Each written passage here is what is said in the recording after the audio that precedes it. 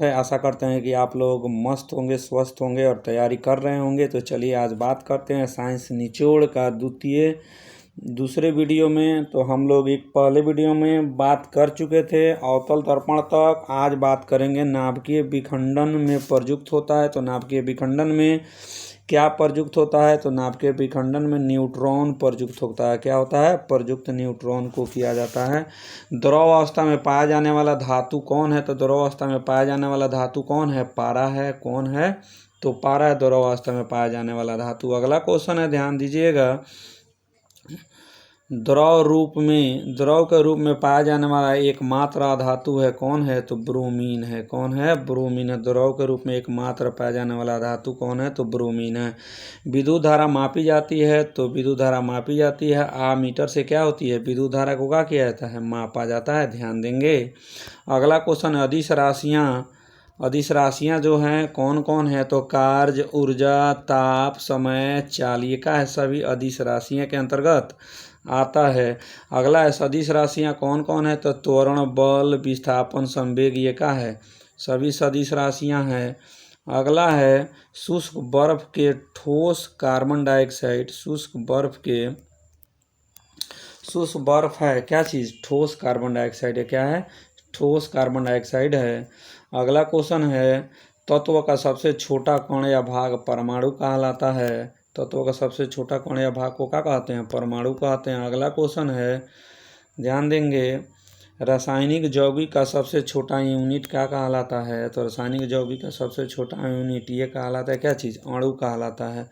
परमाणु के 3 मौलिक कण है। तो परमाणु के 3 मौलिक कण हैं, इलेक्ट्रॉन, प्रोटॉन और न्यूट्रॉन। ये 3 गो परमाणु के क्या है? मौलिक कण है। Electron, proton, neutron. अब ध्यान देंगे, इलेक्ट्रॉन का खोज कौन किया था? तो जे थॉमसन ने क्या किए थे? इलेक्ट्रॉन के खोज किए थे। प्रोटॉन की खोज कौन किया था? प्रोटॉन की खोज गोल्डस्टीन ने किया था। न्यूट्रॉन की खोज किसने किया था? न्यूट्रॉन की खोज जेम्स चैडविक ने किया था। तो electron J Thomson, Goldstein, proton, James Chadwick ने न्यूट्रॉन की खोज किया था। अगला है, ध्यान देंगे, इलेक्ट्रॉन होता है तो ऋण आवेशित क्या होता है? कण होता है। इलेक्ट्रॉन ऋण आवेशित कण होता है। प्रोटॉन होता है धन आवेशित कण होता है। न्यूट्रॉन जो है एक आवेशहीन का है, कण है न्यूट्रॉन। कह रहा है पॉजिट्रॉन की खोज किया था। तो पॉजिट्रॉन का खोज कौन किया था? एंडरसन ने पॉजिट्रॉन की खोज किया था। इलेक्ट्रॉन त्यागने एवं ग्रहण करने की प्रवृत्ति क्रमशः ऑक्सीकरण एवं अवकरण कहलाती है। इलेक्ट्रॉन त्यागने के ऑक्सीकरण और ग्रहण करने की प्रवृत्ति अवकरण कहलाती है।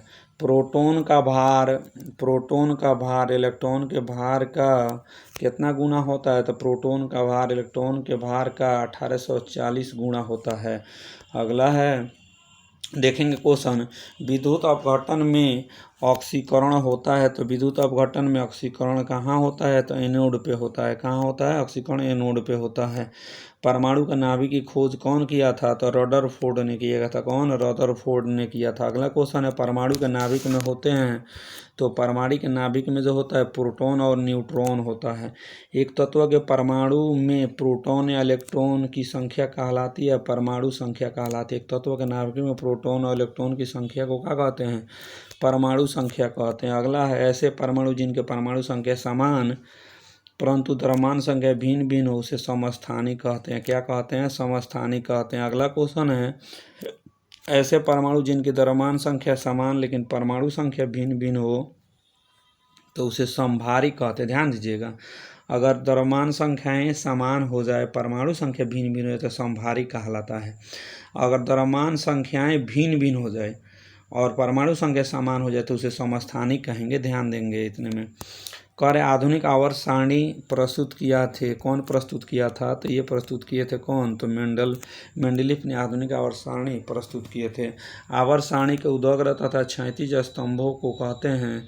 तो ये उदग्र को कहते हैं वर्ग कहते हैं, क्षैतिज को कहते हैं क्या चीज़? आवर्त कहते हैं।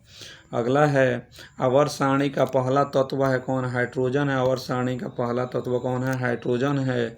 अब ध्यान देंगे, अगले क्वेश्चन की ओर चलें तो ध्यान देंगे, ये क्वेश्चन है, कर तत्वों को सबसे पहले वर्गीकृत किया गया है। किसके द्वारा वर्गीकृत किया गया? तो ये वर्गीकृत किया गया किसके द्वारा? डोबेनाइरन के द्वारा, डोबेरिनियर के द्वारा। अगला, आधुनिक सारणी में आवर्त सारणी में वर्गों तथा आवर्तों की संख्या कितनी है? तो वर्गों की संख्या आपका कितना है? 18 है। आवर्तों की संख्या कितनी है? 7 है आधुनिक आवर्त सारणी में। अगला क्वेश्चन देखेंगे, नॉन स्टिक बर्तन होते हैं तो नॉन स्टिक बर्तन टेफलॉन के होते हैं। किसके होते हैं? टेफलॉन के होते हैं। अयस्क में उपस्थित होता है अशुद्धि गैंग कहलाता है। अयस्कों में उपस्थित अशुद्धि को क्या कहते हैं? गैंग कहते हैं। अगला क्वेश्चन है, खनिजों में अयस्क से धातु प्राप्त करने की विधि को धातुकर्म कहते हैं। खनिजों एवं अयस्कों से धातु प्राप्त करने की विधि को धातुकर्म कहते हैं। बर्तनों में लेई के लिए उपयोग होता है, तो बर्तनों में लेई के लिए उपयोग होता है कौन? अमोनियम क्लोराइड का उपयोग होता है। अगला क्वेश्चन है, पटाखों में हरा रंग होता है किसका? बेरियम के कारण पटाखों में हरा रंग होता है। अगला क्वेश्चन है, आतिशबाजी के दौरान लाल चटक रंग होता है, तो आतिशबाजी का स्ट्रांसियम की उपस्थिति के कारण आतिशबाजी के दौरान यानी पटाखा उटका बजता है तो लाल चटक रंग किसके कारण? स्ट्रांसियम की उपस्थिति के कारण होता है। अगला क्वेश्चन है, भविष्य के ईंधन किसे कहा जाता है? तो भविष्य के ईंधन जो है हाइड्रोजन को कहा जाता है। भविष्य के ईंधन किसे कहेंगे? तो भविष्य के ईंधन जो है हाइड्रोजन को कहते हैं। तो चलिए अगले क्वेश्चन पर आते हैं। एलपीजी गैस में गंध के लिए क्या मिलाया जाता है? तो एलपीजी गैस में गंध के लिए सल्फर के यौगिक एक होता है मिथाइल मरकप्टेन, उसी को क्या किया जाता है? मिलाया जाता है ताकि गैस निकले तो आसानी से उसकी महक आ सके। 1 मोल बराबर होता है, तो दोस्तों 1 मोल बराबर होगा कितने के? 6.023 गुना 10 के पावर 23 के बराबर होता है 1 मोल। एक अवोगाड्रो संख्या होता है कितना? 6.023 गुने 10 के पावर 23 होता है। अगला होता है, हीरे का अपेक्षिक घनत्व तथा अपवर्तनांक होता है। हीरे का अपेक्षिक घनत्व तथा अपवर्तनांक होता है, ध्यान देंगे, ये होता है क्रमशः हीरे का घनत्व जो होता है 2.2 होता है, अपवर्तनांक जो होता है 2.417 होता है। अगला क्वेश्चन है, रिएक्टर में नियंत्रक क्षण के रूप में प्रयोग होता है, तो रिएक्टर में नियंत्रक क्षण के रूप में कैडमियम तथा बोरॉन की छड़ का प्रयोग किया जाता है। अर्धचालक उदाहरण है, अर्धचालक इसका उदाहरण है कार्बन, सिलिकॉन तथा जर्मेनियम का उदाहरण है। अगला क्वेश्चन है, अर्धचालक ताप पर क्या प्रभाव पड़ता है? तो ताप बढ़ने पर चालकता बढ़ती है और ताप घटने पर चालकता क्या होती है? घट जाती है। अगला क्वेश्चन है, अतिचालक की प्रतिरोधकता होती है, तो अतिचालक की प्रतिरोधकता क्या होती है दोस्तों? 0 होती है। सोडा वाटर विलयन है, गैसों में द्रव का विलयन है, अम्लों का राजा कहा जाता है, तो H2SO4 को अम्लों का राजा कहा जाता है। दोस्तों, ठोसों में ऊष्मा का संचरण होता है, तो चालन विधि से ठोसों में ऊष्मा का क्या होता है? संचरण होता है।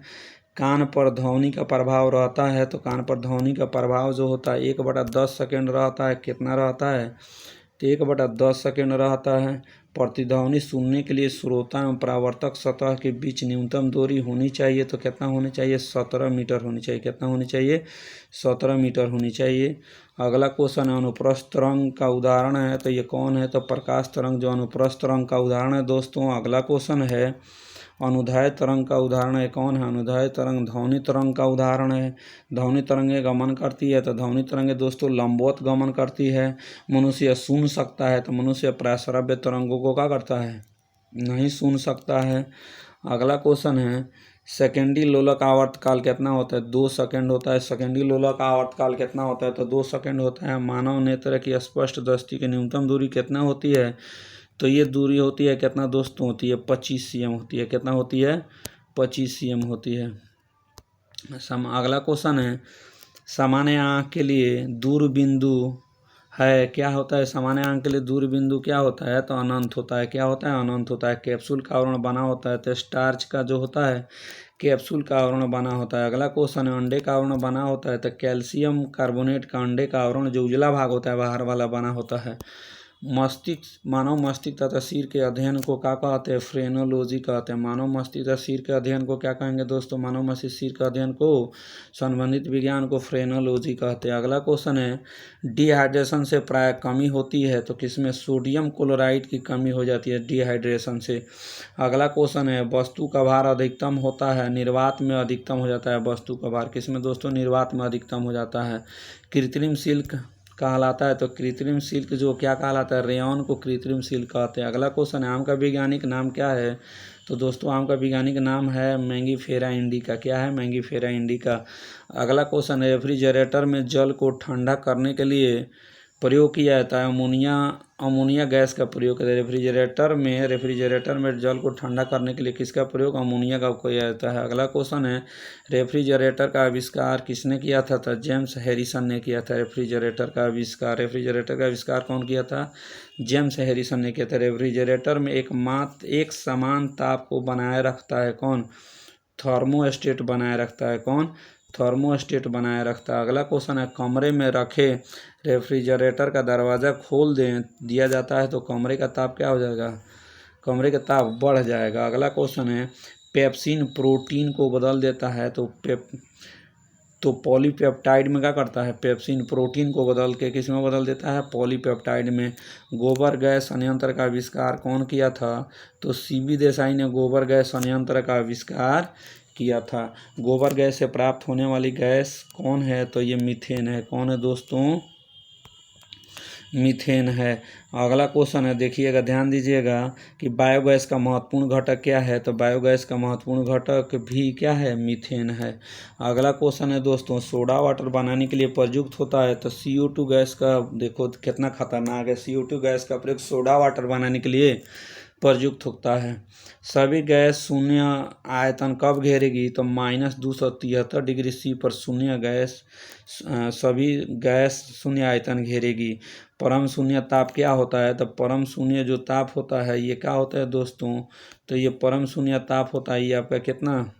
-273.15 डिग्री C होता है परम शून्य ताप। अगले पेज पे चलेंगे, ध्यान दीजिएगा। अगले पेज का देखेंगे तो ध्यान दीजिएगा, इसमें जो है अगला पेज में हम लोग बात करेंगे द्रवित पेट्रोलियम। कह रहे द्रवित पेट्रोलियम गैस LPG का प्रमुख घटक है। तो द्रवित पेट्रोलियम गैस LPG का प्रमुख घटक कौन कौन है? तो ये प्रमुख संगठक है आपका ब्यूटेन है और प्रोपेन है। बॉयल नियम लागू होता है तो नियत ताप पर क्या होता है? बॉयल नियम को क्या किया जाता है? लागू किया जाता है। NTP पर किसी गैस के 1 मोल का आयतन होता है 22.4 लीटर होता है। कितना होता है? NTP पर किसी गैस का 1 मोल का आयतन 22.4 लीटर होता है। सिगरेट लाइटर से निकलती है तो ब्यूटेन गैस सिगरेट लाइटर से क्या होती है? निकलती है, अम्ल वर्षा होती है। तो SO2 और NO2 के कारण अम्ल वर्षा होती है। अगला क्वेश्चन है दोस्तों, ब्लीचिंग पाउडर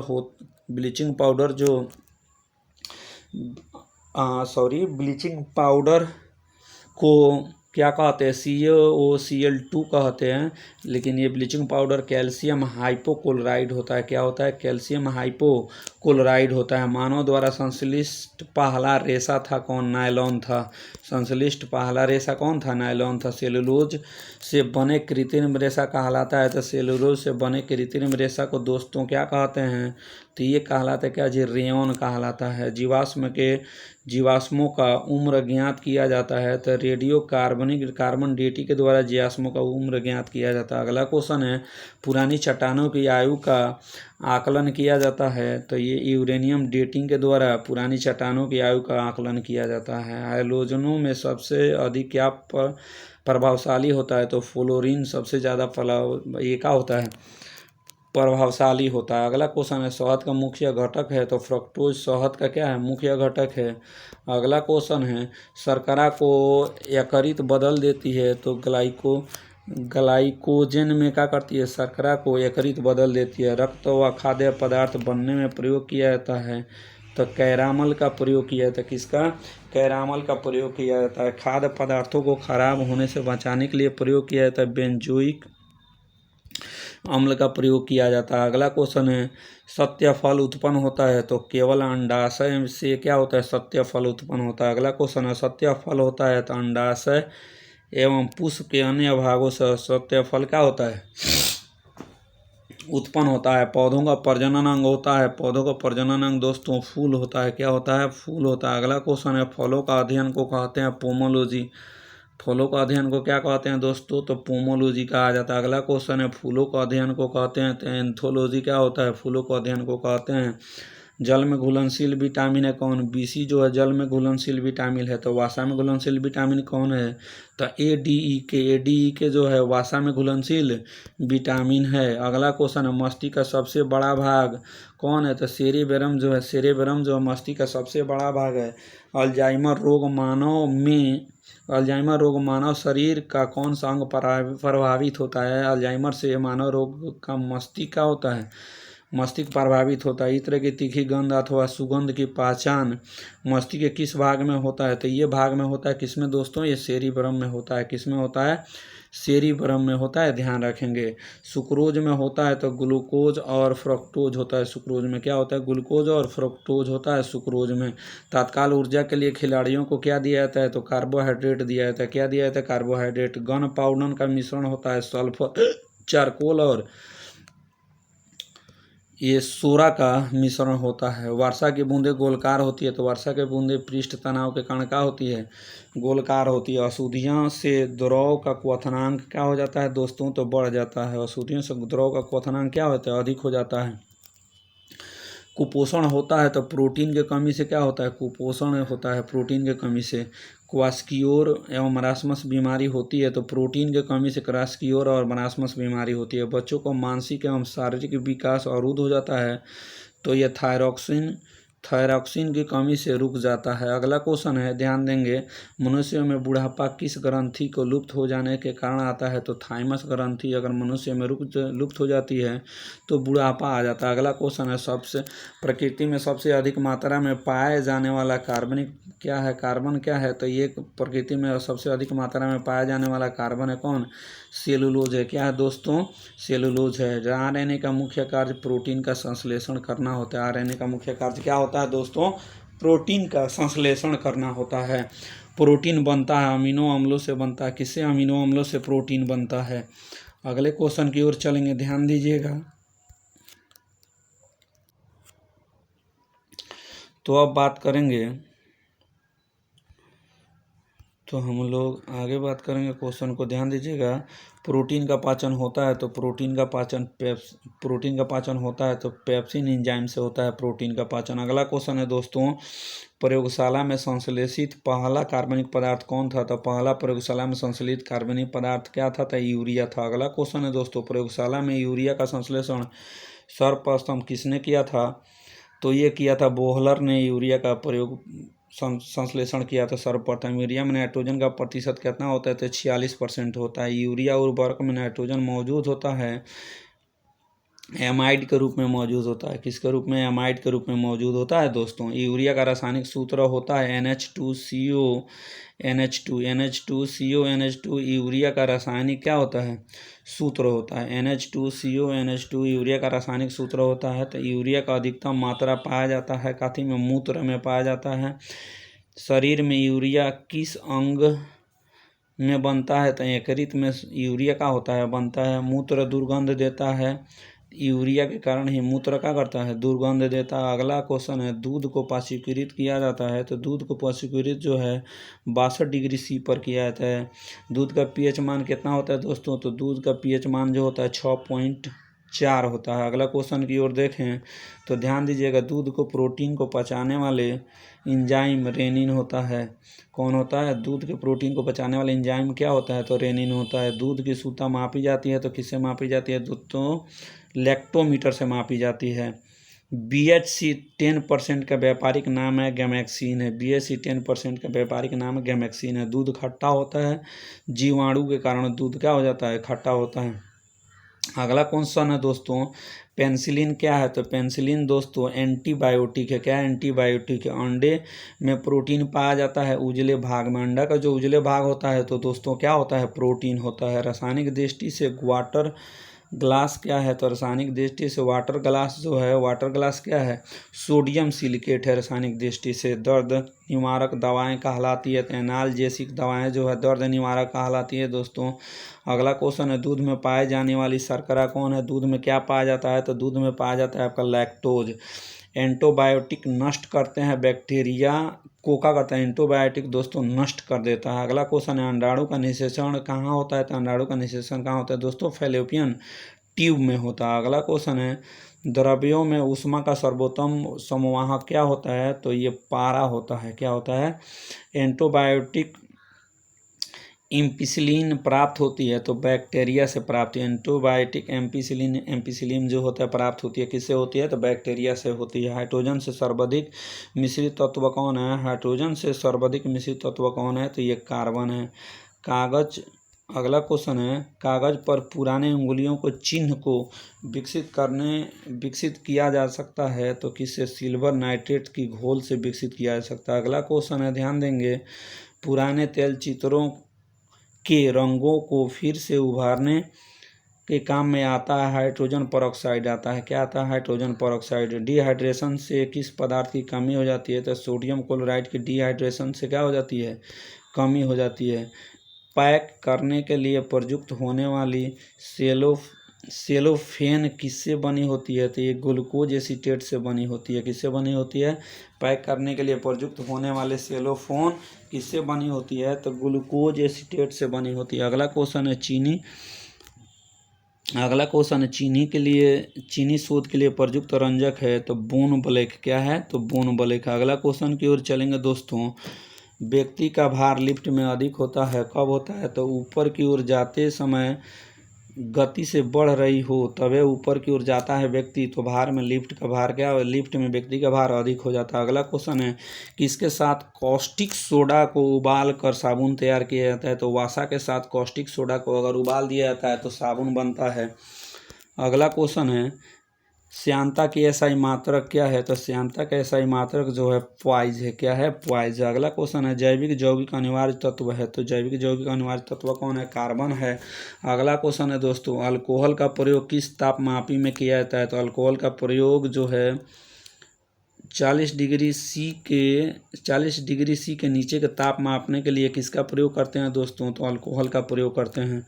अगला क्वेश्चन है दोस्तों, किस पदार्थ को गर्म करने पर आयतन बढ़ता है, जब किसी पदार्थ को गर्म करने पर क्या होता है, किसी पदार्थ को जब गर्म किया जाता है तो आयतन बढ़ता है। क्या होता है, आयतन बढ़ता है, जबकि द्रव्यमान नियत रहता है। अगला क्वेश्चन है, ध्वनि की चाल किस पर निर्भर करती है, तो ध्वनि की चाल माध्यम की प्रत्यास्थता तथा घनत्व पर निर्भर करती है। ध्वनि की चाल माध्यम की प्रत्यास्थता तथा घनत्व पर क्या करती है, निर्भर करती है। अगला क्वेश्चन है, CO2 गैस की प्रकृति क्या होती है दोस्तों, तो CO2 गैस की प्रकृति क्या होती है, तो अम्लीय होती है। अगले क्वेश्चन की ओर चलेंगे, ध्यान देंगे, कह रहे CO2 गैस की प्रकृति क्या होती है, तो CO की प्रकृति है, CO2 का अम्लीय है, तो CO की क्या होती है, तो उदासीन होती है। क्या होती है, उदासीन हो। संयोजी इलेक्ट्रॉन की संख्या अधिकतम कितनी हो सकती है, तो अधिकतम कितनी हो सकती है, तो 8 हो सकती है। दिया सलाई में प्रयोग होता है, तो लाल फास्फोरस दिया सलाई में प्रयोग होता है। कीटनाशक के रूप में विकसित किसका प्रयोग किया जाता है, विरंजक चूर्ण का प्रयोग, DDT चूर्ण तथा DDT का प्रयोग कीटनाशक के रूप में होता है। साबुन बनाने की प्रक्रिया सैफोनिफिकेशन कहलाता है। साबुन बनाने की प्रक्रिया को क्या कहते हैं, सैफोनिफिकेशन कहते हैं। साबुन बनाने की प्रक्रिया को सैफोनिफिकेशन। अगला क्वेश्चन, श्वसन क्रिया का निर्माण होता है ऊर्जा से होता है। ऊर्जा, श्वसन क्रिया में क्या होता है, ऊर्जा का निर्माण होता है। अगला क्वेश्चन है, श्वसन में शर्करा होता है तो ऑक्सीकरण होता है। शर्करा का क्या हो जाता है, शर्करा का ऑक्सीकरण होता है। आमाशय में भोजन का पाचन किस माध्यम से होता है, तो अम्लीय माध्यम से आमाशय में भोजन का पाचन होता है। अगला क्वेश्चन है, हार्मोन का क्या कार्य है, तो हार्मोन का कार्य जो है सभी प्रकार के रासायनिक क्रियाओं को नियंत्रित करना हार्मोन का कार्य है। प्रतिवर्ती क्रिया का संचालन केंद्र है कौन है, मेरुदंड है। प्रतिवर्ती क्रिया का संचालन केंद्र कौन है, तो मेरुदंड है। अगला क्वेश्चन है, ऑटोमोबाइल के हाइड्रोलिक ब्रेक कार्य करता है, तो पास्कल के नियम पर ऑटोमोबाइल के हाइड्रोलिक ब्रेक कार्य करता है, पास्कल के नियम पर। अगला क्वेश्चन है, सोने को घोला जा सकता है, तो सोने को सल्फ्यूरिक तथा नाइट्रिक एसिड के मिश्रण में घोला जा सकता है। अगला क्वेश्चन है, कार्क प्राप्त होता है, तो कार्क कैक्टस के पेड़ से प्राप्त होता है। कुनैन प्राप्त होता है, सिनकोना के छाल से कुनैन प्राप्त होता है। कैक्टस के ओक के पेड़ से कॉर्क प्राप्त होता है और सिनकोना के छाल से कुनैन प्राप्त होता है। अगला क्वेश्चन है दोस्तों, मॉर्फिन तथा हीरोइन का मुख्य स्रोत है। मॉर्फिन तथा हीरोइन का मुख्य स्रोत क्या है? तो अफीम है। क्या है? अफीम। अगला क्वेश्चन है, तारपीन का तेल प्राप्त होता है। तो चीड़ के पेड़ से तारपीन का तेल प्राप्त होता है। चाय में उत्तेजित पदार्थ क्या है? तो चाय में उत्तेजित पदार्थ कौन है? तो थीन है। अगला क्वेश्चन है, कॉफी में उत्तेजित पदार्थ क्या है? तो कैफीन है। अगला क्वेश्चन है, दूध में उपस्थित प्रोटीन क्या है? तो केसीन है। दूध में उपस्थित प्रोटीन क्या है दोस्तों? तो यह है केसीन। क्या है? केसीन। तंबाकू में विषैला पदार्थ कौन है? तो निकोटीन है। अगला क्वेश्चन है, चांदी की चमक काला करता है। चांदी के चमक को कौन काला करता है? तो ओजोन गैस चांदी के चमक को क्या करता है? काला करता है। टंगस्टन और हीरा का गलनांक, टंगस्टन का होता है 3000 डिग्री सी होता है, हीरा का गलनांक होता है 3500 डिग्री सी। कितना होता है? 3500 डिग्री सी। अगला क्वेश्चन, इस्पात की कठोरता निर्भर करती है उसमें उपस्थित कार्बन की मात्रा पर। इस्पात में उपस्थित कठोरता निर्भर करती है। अगला क्वेश्चन है, 1 ग्राम वसा में उत्पन्न ऊर्जा कैलोरी होती है। उत्पन्न ऊर्जा क्या होती है? कैलोरी होती है। भूमि पर पाया जाने वाला प्रथम पौधा ब्रायोफाइटस था। कौन था? ब्रायोफाइटस है। अगला क्वेश्चन है, मरुस्थल में उगने वाला पौधा कौन है? तो जीरोफाइटस मरुस्थल में उगने वाला पौधा है। चट्टानों पर उगने वाला को पौधा को लिथोफाइटस कहते हैं। क्या कहते हैं? लिथोफाइटस। गोबर पर उगने वाले को क्रोपोफिल कहते हैं। क्या कहते हैं? क्रोपोफिल कहते हैं। अगला क्वेश्चन है, वृक्षों के छालों पर उगने वाले कॉक कहलाते हैं। तो कटिकोलस। क्या कहलाता है? कटिकोलस कहलाता है। अगला क्वेश्चन है, सबसे बड़ा बीजांड होता है। तो सबसे बड़ा बीजांड होता है किसका? तो ये साइकस का होता है। संसार का सबसे लंबे पौधे संबंधित है। तो जिम्नोस्पर्म से संसार के सबसे लंबे पौधे संबंधित है। अगला क्वेश्चन है, पृथ्वी की सतह से ऊपर जाने पर वायुमंडलीय दाब कम हो जाता है। पृथ्वी की सतह से ऊपर जाते हैं तो दोस्तों वायुमंडलीय दाब क्या हो जाता है? तो कम हो जाता है। वायुमंडल होता है संवहन विधि द्वारा। किस विधि द्वारा वायुमंडल होता है? संवहन विधि द्वारा। अगला क्वेश्चन है, वायुमंडल में नहीं पाया जाने वाला अक्रिय गैस कौन है? तो रेडॉन है। ये वायुमंडल में नहीं पाया जाता। अगला क्वेश्चन है, वायुमंडल में सर्वाधिक मात्रा में पाया जाने वाला अक्रिय गैस कौन है? तो ये आर्गन में वायुमंडल में सबसे ज़्यादा पाया जाता है, आर्गन। अगला क्वेश्चन, अक्रिय गैसों की खोज किया था तो रैमजे ने किया था। कौन? रैमजे ने किया था। वायुमंडल में नाइट्रोजन का प्रतिशत 78% है। ब्रह्मांड में सर्वाधिक मात्रा में पाया जाने वाला गैस कौन है? तत्व कौन है? तो ये कौन तत्व है आपका? हाइड्रोजन है। क्या है? हाइड्रोजन है। अगला क्वेश्चन, वायुमंडलीय दाब का मापक है कौन? बैरोमीटर है। तो दोस्तों इस वीडियो में हम इतना ही बात करेंगे। इससे आगे बात करेंगे साइंस का निचोड़ जो है अगले वीडियो में। दोस्तों अगर इस चैनल पे आप नए हैं तो चैनल को ज़रूर सब्सक्राइब कर लें और वीडियो का बेल आइकन ज़रूर ऑन कर लें ताकि वीडियो आपको मिलता रहे। चलिए दोस्तों फिर बात करते हैं अगले वीडियो में। जय हिंद, जय भारत।